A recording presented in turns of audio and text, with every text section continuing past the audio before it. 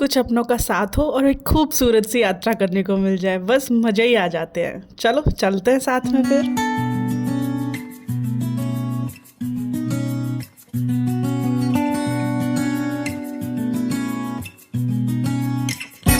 Hi everyone, welcome back in a travel vlog. So हम सब मिल के जा रहे हैं, कहीं तो जा रहे हैं घूमने। कहाँ जा रहे हैं वो आपको आगे चल के पता चल जाएगा, बट फिलहाल मैं बहुत ज़्यादा एक्साइटेड हूँ। प्रज्ञा, पापा और मम्मी सब पीछे बैठे हैं और मैंने आगे की सीट पे कब्जा किया है। रास्ते बहुत खूबसूरत हैं। वैसे तो हम घर से पेट पूजा करके चले थे, बट ऐसी रोड ट्रिप ही क्या जहाँ हर थोड़ी देर में भूख ना लगे।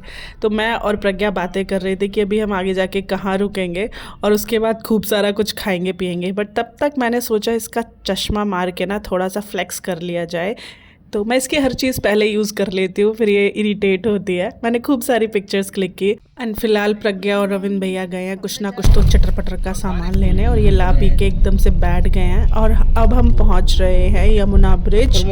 और ये मैंने ना बहुत सालों के बाद ब्रिज देखा है। छोटे थे तो यहाँ पे एक मंदिर पड़ता है देवकली, अगर आप में से किसी ने इसका नाम सुना है तो बताना, तब जाते थे। पापा की फरमाइश पे हमने निकाला कुछ मीठा और वो खाया। अब मीठा खाया था तो तीखा भी खाना था हमारे को, तो हम ओरई पहुँच के वहाँ पे उतर गए और हमने यहाँ पे ना भाई साहब क्या पानी पूरी थी, चाट खाई, खूब सारी मतलब तीखी तीखी चीज़ें खाई। और यहाँ के लोग इतना ज़्यादा तीखा खाता है, मतलब अलग से उन्होंने मिर्ची का पाउडर रखा हुआ है। खा पी के बढ़िया से टाइट होके हम फिर से आगे की तरफ निकल पड़े हैं, क्योंकि हमारा जो सफ़र है ना वो काफ़ी लंबा है। लगभग अभी हमें रात के 12-1 तो बज ही जाएगा हमारे डेस्टिनेशन पे पहुंचते पहुंचते। तो बस रास्तों के मज़े लिए जाओ। और भाई मुझे इस जगह का नाम नहीं पता है, मुझे यहाँ पर आने वाली किसी भी जगह का नाम नहीं पता है, तो बोर्ड देखो और समझ जाओ हम किधर जा रहे हैं। एंड यहाँ पर हम ना उतरे हैं फ्यूलिंग के लिए, तो हमने सोचा थोड़ा सा हाय हेलो कर लेते हैं आप लोगों से। और ये है दीदी पगलू, ये मटकती हुई आएगी, हाय बोलेगी और चली जाएगी, ये देखो। और इसके बाद 2 से 3 घंटे की हमने ड्राइव के मज़े लिए और अब हम रुके हैं नेक्स्ट स्टॉप पर हमारा, जो कि है ये दीपू का होटल। दूर दूर तक सिर्फ सड़क है और सुनसान इलाका, और ये खूबसूरत सा ढाबा, और आसपास है बहुत सारे खेत और ट्रक ही ट्रक खड़े हुए हैं यहाँ पे भाई साहब। बाहर ढाबे पर भीड़ थी तो हम लोग ना अंदर आ गए। यहाँ पर एक छोटा सा रेस्टोरेंट था अंदर साइड में, तो हम यहाँ आ गए क्योंकि यहाँ पे पूरा खाली था और यहाँ हमारा राज चलता। जैसे हमने यहाँ पे अपनी दुनिया बसानी है, और ये फिर से आ गई है कुछ तो लचक मचक करने अपना। और तमाम बातों के चलते ये खाना भी आ चुका था। थोड़ा बहुत हम अपने साथ भी लाए थे, यानी कि सब्ज़ी पूरी हम साथ में लाए थे, तो हमने वो भी इंजॉय किया। और उसके बाद थोड़ी देर बाहर धूप में बैठ के हमने मस्ती की।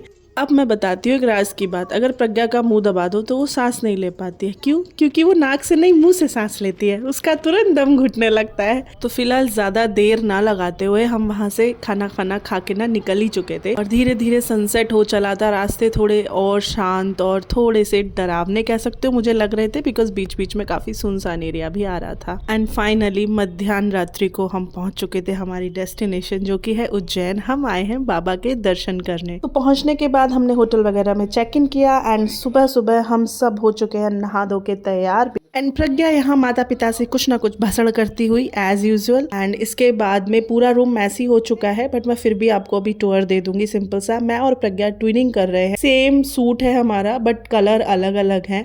पहले मैंने बालों को ओपन किया था, फिर उसके बाद बन बना लिया। ये है यहाँ का वॉशरूम जो काफी स्पेशियस है, और जो हमारा रूम था ना वो भी ये डबल बेड के साथ में एक सिंगल बेड था, यानी कि फैमिली रूम हमने लिया था। होटल काफी neat and clean and quick service देने वाला था। एंड होटल का नेम है ये होटल राजश्री इन, तो आप कभी आओ तो चेक इन कर सकते हो। And the best part is ये ऑनलाइन भी अवेलेबल है, तो आप प्री बुकिंग करके भी आ सकते हो, बिकॉज सीजन पे ऐसा बोल रहे थे कि ये फुल हो जाता है। अब हम सब निकल चुके हैं बाबा के दर्शन के लिए। तो सबसे पहले हम जाएंगे बाबा काल भैरव के दर्शन करने, और उसके बाद श्री महाकाल के लिए हम आगे बढ़ेंगे, क्योंकि ऐसा मानते हैं, ऐसा मतलब सभी ने बताया है कि पहले आप श्री काल भैरव जी के दर्शन करो और उसके बाद श्री महाकाल के दर्शन करो। तो फिलहाल मेरे साथ में डाइसी चीज़ें ये हो रही हैं कि मुझे भूख भी लग रही है, बाबा के दर्शन भी करने हैं, एनर्जी भी फील हो रही है एकदम हाई वाली कि अरे वाह अब हम तीर्थ यात्रा करने आए हैं तो हम बढ़िया से दर्शन करेंगे। लेकिन मेरे पेट के अंदर से आवाज़ आ रही है कि भूखे भजन ना होए गोपाला, पहले पेट भर ले लेला। तो कोई बात नहीं, हम गाड़ी में बैठ चुके हैं और इसके बाद में हम निकल पड़े हैं हमारे मंदिर के रास्ते की तरफ। अब रास्ता तो हमें पहले से पता नहीं है, तो हमने गूगल बाबा का सहारा लिया। हमारे महाकाल बाबा से मिलने से पहले हमने गूगल बाबा का सहारा लिया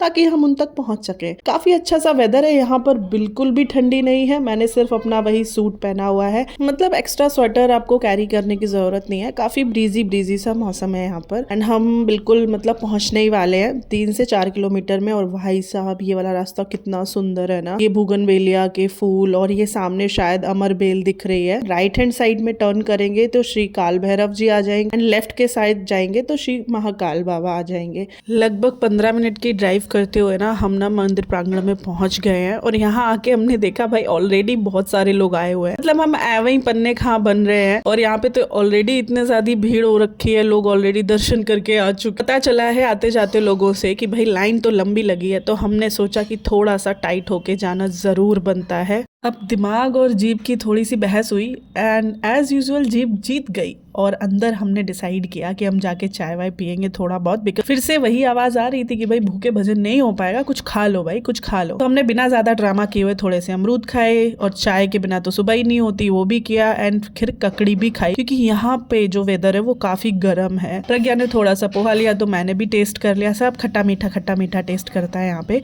मन तो कर रहा था थोड़ा बहुत कुछ और खा लें, लेकिन हमने कहा निकल लो, नहीं तो वहाँ पे जो लाइन लग रही है ना वो बढ़ती चली जाएगी, जो जितना खाया पिया है ना वही निकल जाएगा।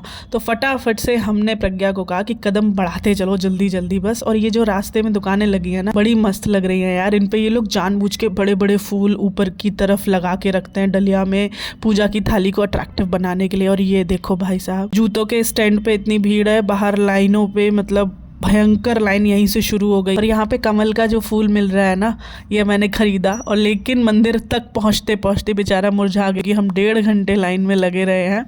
जितना स्मूथ ये दिख रहा है ना हमारी लाइन में खड़े रहना, भाई साहब मजाक नहीं, पूरे 1.5 घंटे हम लोग लाइन में रहे हैं। और कितने बार मतलब इधर उधर को चलने से बचे हैं, और बचाया भी है लोगों को। फाइनली हम अंदर की तरफ बढ़ गए हैं थोड़ा सा। और ये जो स्तंभ दिख रहा है ना काले रंग का, इसमें दिए बने हैं जो कि रात में पूरी तरीके से जलते हैं। अभी तो एक ही लौ जल रही है। हमने अच्छे से बाबा के दर्शन किए और अब हम आ गए हैं बाहर। और बाहर आते ही हमने सबसे पहले खाने का अड्डा ढूंढा जो बिल्कुल आसान था। उससे पहले हमने पी थी सिकंजी। और भाई साहब क्या सोडा मार के सिकंजी देते हैं ये लोग, मतलब पिए जाओ, डायरेक्ट बोतल लगा देते हैं। उसके बाद हमने बढ़िया सी थाली खाई है।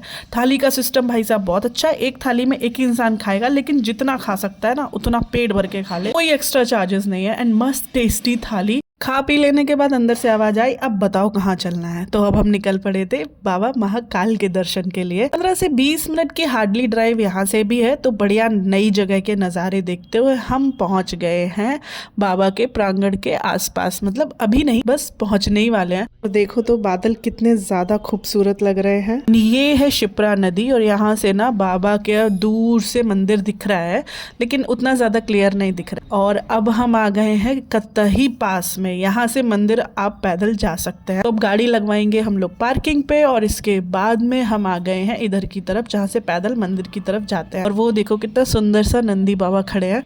मैं वेट कर रही हूँ यहाँ पे रविंद्र भैया और प्रतीक का, क्योंकि वो लोग गाड़ी पार्किंग में लगाने गए हैं। और यहाँ से ये पूरा ऐसे मार्केट वाला street market kind of area शुरू हो जाता है। यहाँ से आप लोग पैदल हम लोग जाएंगे मंदिर की तरफ। और ना इधर बहुत प्यारी प्यारी सी चीजें मिल रही हैं, क्यूट क्यूट सी छोटे छोटे से गिफ्ट आइटम्स की चेन वगैरह। तो आगे बढ़ते हुए ना थोड़ा थोड़ा सा आपको सारा कुछ दिखाऊंगी। सबसे प्यारी चीज जो मुझे लगी ना, यहाँ पे जो ये स्ट्रीट पे शॉप्स लगी हुई है, इसमें सबसे अच्छी चीज है ये बोगनवेलिया की बेल, जिसकी छाव भी पड़ रही है। और ऐसा सा लग रहा है जैसे डिजाइन बनाई गई, बीच बीच में खिले हुए फूल हैं जो बहुत प्यारे लग रहे हैं। ऐसे सिंदूर मिलेगा देखने को, आप प्रसाद में लेके जा सकते हो माँ पार्वती को चढ़ा के समर्पित करके।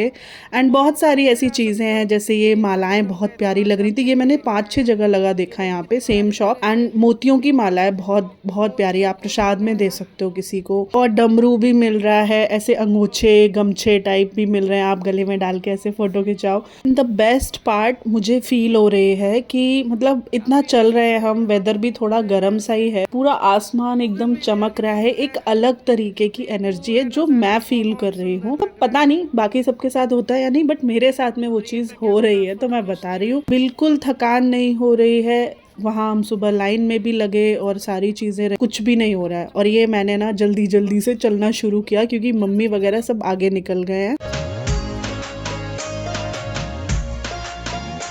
और यहाँ पर आके और ज्यादा भीड़ हो गई है। तो भीड़ और लाइन को देखते हुए हमने अपना दिमाग बदला और वहाँ से काउंटर से पर्ची कटवाई 250 ईच। पर्ची लेने के बाद हमें जो बेनिफिट मिला वो था शीघ्र दर्शन वाली लाइन में लगना। तो लाइन तो कुछ नहीं थी, एक सिंपल सा साइड से कॉरिडोर बनाया गया है जिसमें हम लोग जाके मतलब अंदर अंदर आप डायरेक्ट जा सकते हो, आपको लंबी वाली लाइन में नहीं लगना पड़ेगा। तो हम वहीं पर आ गए हैं और बहुत ज्यादा भीड़ नहीं है, बिल्कुल भी भीड़ नहीं है यहाँ पर। इस लाइन में थोड़े थोड़े से लोग हैं जो काफी दूरी दूरी पर हैं। तो फटाफट से विदिन 10 और 20 मिनट हम अंदर आ गए हैं। यहाँ पर अंदर कॉरिडोर में तो वीडियोग्राफी अलाउड ही नहीं है।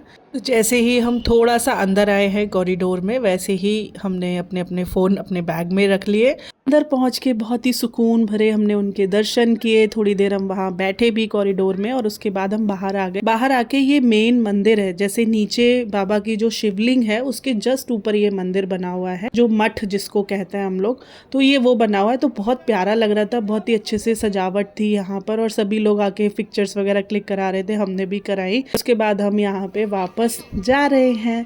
तो अब इस शीघ्र दर्शन वाली लाइन में हमारा एक लॉस हुआ कि जो बाहर पूरा कॉरिडोर बना हुआ है ना, तो इस बारी तो हम इसको एक्सप्लोर नहीं करेंगे, बट नेक्स्ट टाइम जल्दी फिर आना होगा तो डेफिनेटली एक्सप्लोर करेंगे। अब यहाँ के तो दर्शन संपन्न हो गए हैं और अब हमें निकलना है ओमकारेश्वर के लिए। तो हमने बिना किसी देरी के यहाँ से निकलना सही समझा।